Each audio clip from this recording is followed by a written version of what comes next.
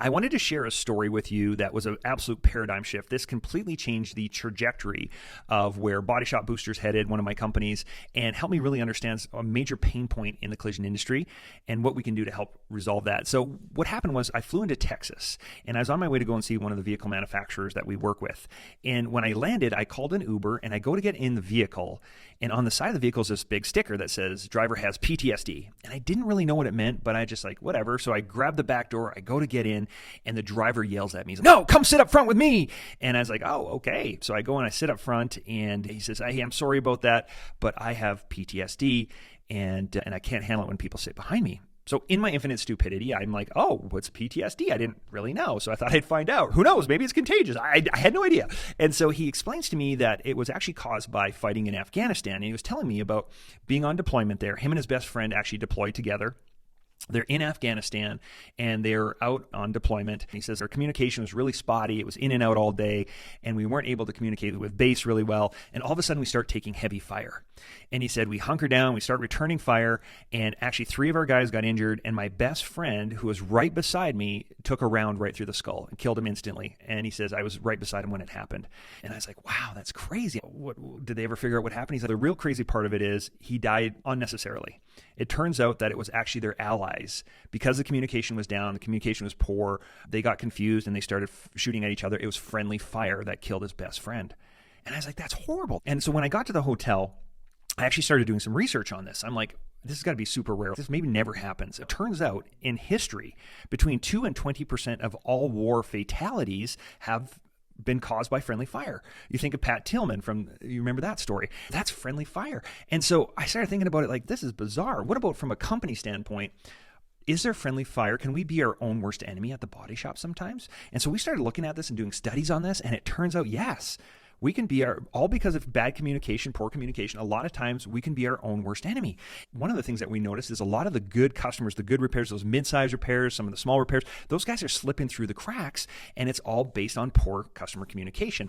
And so if you were to take a look at this little analogy we put together, when your customer has an accident, where do some of these fatalities, where do we start losing customers? So they have damage, and they're going to travel along this little tightrope towards the body shop. So they're going to make first contact, whether that's a phone call, text message, email, contact form. They're going to come to you some way. And so for every 100 customers that make first contact, here's what's crazy. 43% of the time, they fall off. This is our first casualty right here. We're losing 43% of our customers on first contact. Now, what's interesting is a large chunk of those will still get to the estimate stage. So let's say 57% of those customers will get to the estimate stage. Most shops measure our success from estimates written to jobs closed. That seems like an easy metric for us to measure. And there's still another casualty there. There's that little tightrope between those two stages. And nationally, 56% of shop customers will be a sold job. And so isn't that interesting? So from 100 customers, only 32% capture rate, or 32 actually make it to the sold stage. And when we started drilling down deeper, we realized there's this escalating problem. Back when I started my shops in 1996, we had a ratio of 1 person in the front office to 4 production staff in the back.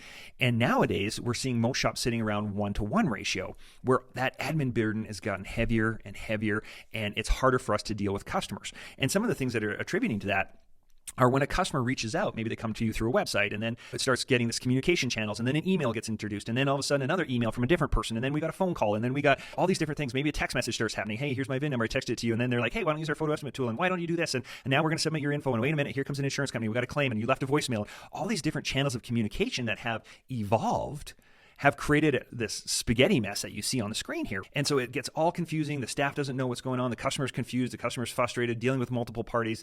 And it's gotten more and more complicated around the communication piece. And this is where we see customers dropping off. Now, this is one customer. How many customers a day do you deal with? Do you deal with 5 or 10 or 50 customers a day? It just gets super complicated. So when we realize this, one of the things that we've been working on, and I wanted to share with you folks first, is for the last couple of years, our team has been working on how do we make communication incredibly simple for our staff, for our customers, for our insurance partners, for everybody involved. How do we make it really simple? And so we've been working on using what's called AI Logic. And so we've built an omni communication platform. So no matter how that customer reaches out, maybe it's a text message, an email, a photo estimate tool, a voicemail, yeah, you name it. What we've built is a system that collects it all and organizes it all by that customer, no matter what platform they communicate with you. Isn't that cool? Something super duper simple, and it makes it really easy for the staff. Now, what we've learned from this is that by organizing and bringing about 9 different systems into one simple system that organizes everything and uses logic, we can reduce admin pressure by about 27% on average. Isn't that crazy? So this hasn't been commercially available. It is going to be very soon, Body Shop Booster version 2.